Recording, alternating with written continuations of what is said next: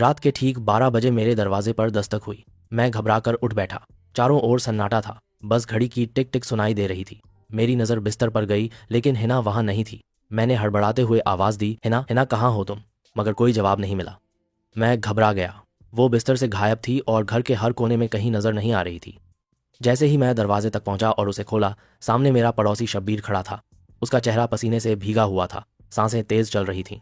मैंने पूछा, अरे शब्बीर, खैरियत तो है? इतनी रात गए? शब्बीर हड़बड़ाया हुआ बोला, फरहान भाई, माफ़ करना, मगर तुम्हें एक बात बतानी है जो शायद तुम्हें अब तक नहीं पता। तुम्हारी बीवी हिना, वो हर रात 12 बजे लाल साड़ी पहनकर पुराने खंडहरों के पास वाले कब्रिस्तान जाती है। मैं सन्न रह गया।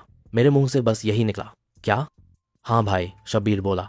मैं रोज़ रात काम से लौटते हुए उसे उसी रास्ते जाते हुए देखता हूँ। पहले तो मैंने सोचा मेरी नज़र धोखा खा रही है, लेकिन ये कई रातों से हो रहा है। आज मैंने हिम्मत की और तुम्हें बताने चला आया। मैंने उसकी बात पर यकीन नहीं किया, लेकिन जब घर के हर कोने की तलाशी ली तो हिना सच में नहीं थी। ये मेरी कहानी है, फरहान की कहानी। मैं पाकिस्तान के एक शहर गुजरात का रहने वाला हूँ।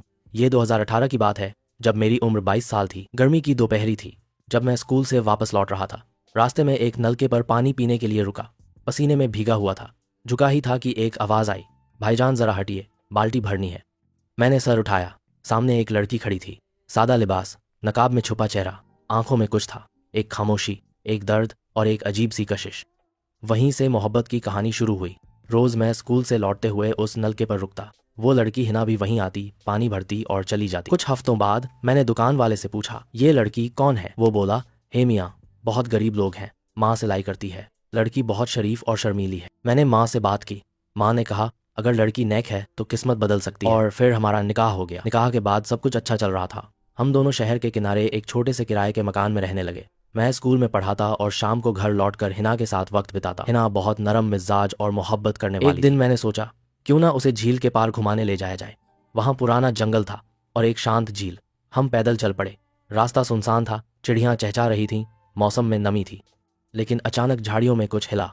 एक सांप निकलकर आया और हिना के पैर पर हमला कर दिया। हिना जमीन पर गिर गई। मैंने फौरन उसकी चप्पल उतारी, चादर फाड़ी, उसके जख्म को बांधा और पास की नदी से पानी लाया।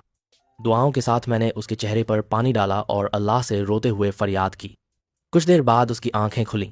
मैंने चैन की सांस ली। लेकिन उस दिन के बाद सब कुछ बदल गया। हिना और भी ज्यादा मोहब्बत करने लगी थी। हर बात में मेरा ख्याल रखती। लेकिन एक बात खटकने लगी। 3 साल बीत गए थे, मगर हमारे घर में बच्चे की किलकारी नहीं गूंजी।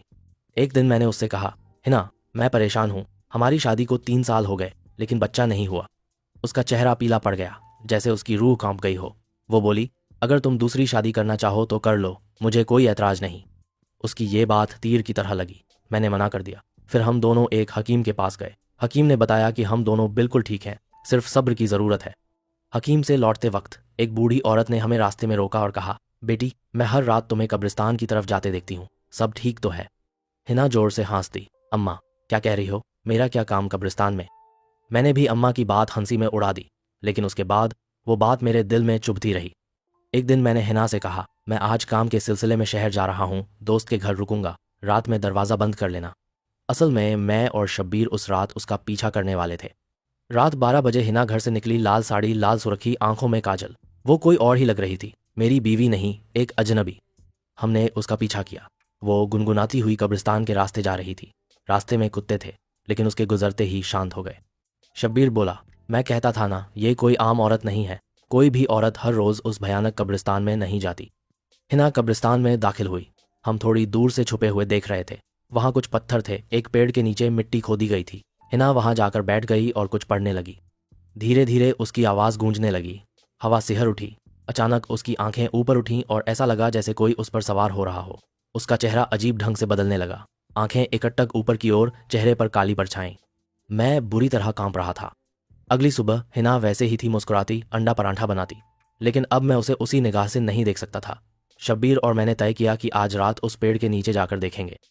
रात को जब हिना चली गई, हम दोनों कब्रिस्तान पहुंचे, वहीं जहां वो रोज जाती थी। हमने खुदाई की। थोड़ी देर बाद हमें एक काला बक्सा मिला। खोलते ही तेज बदबू और राख निकली। उसके अंदर कुछ बाल, लाल कपड़ा और हिना की तस्वीर थी। शब्बीर बोला, यह ताबीज़ का सामान है। किसी को बांधने, वश में करने या आत्मा को बुलाने के लिए यह सब किया जाता है। मैं पसीना पसीना है।